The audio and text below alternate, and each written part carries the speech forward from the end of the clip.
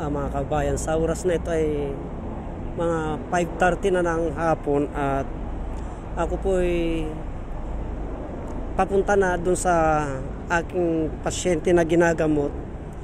Kaya habang ako po ay papunta dun mga kabayan ay nakakasa po ang aking camera kasi dadaan po ako dito sa gilid ng simbahan ng Baclaran Church. Tignan po natin ang ganito po ang sitwasyon dito sa simbahan ng Baclaran mga kababayan. Pag ganitong hapon, wala pong tigil ang labas-pasok ng mga tao.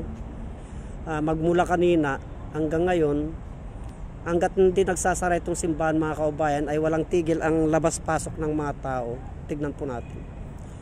Yan po. Marami pong nakatambay mga kababayan.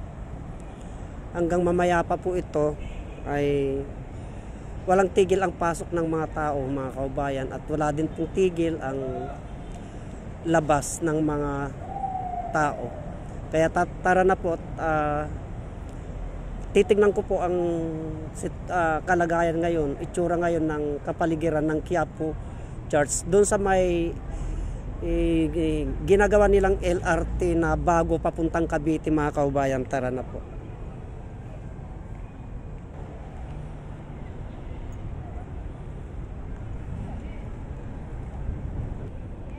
Bali, nandito na tayo sa harapan ng simbahan mga kababayan.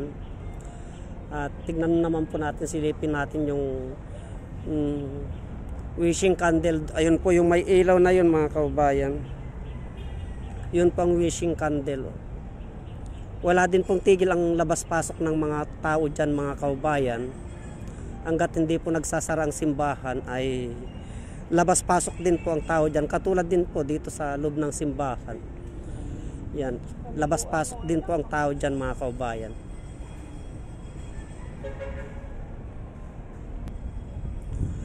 Pag ganitong oras mga kaubayan ay napakarami pong nakantabay dito sa gilid ng simbahan. Ayan po, ang gandang halaman. Ito po yung isa sa mga pinakamahal na halaman mga kaubayan. Ito po, isa ito sa mga pinakamahal na halaman. Kung inyo po napanood yung aking mga videos dun sa Batangas mga kaubayan, ito yun, itong halaman na ito. Mahal po ito mga kaubayan.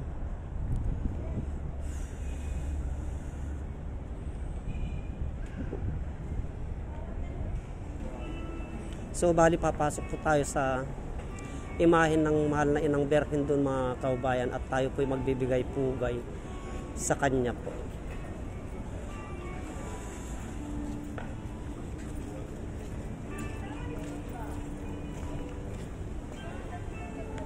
So bali, paakyat po tayo dito sa imahen ng ating mahal na inang Berhen.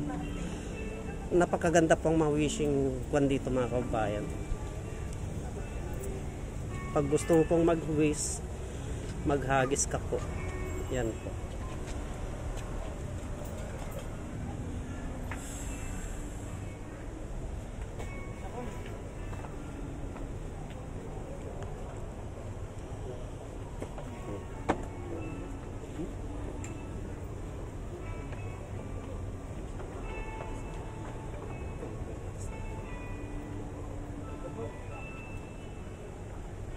So bali, ito ang imahe ng mahal na Santa Teresita, mahal na kaubayan. Yan po siya. At ito naman po yung wishing water. Pag nagwi-wishing ka, nagwi-wish ka po mga kaubayan. Yan po.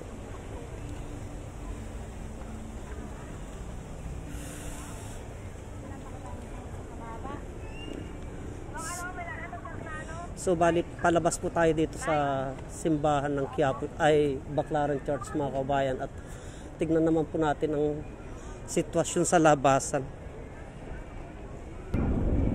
Bali, titignan po natin ito mga kabayan, itong Creation 2022 si Passion. Silipin po natin. Ito po siya mga kabayan.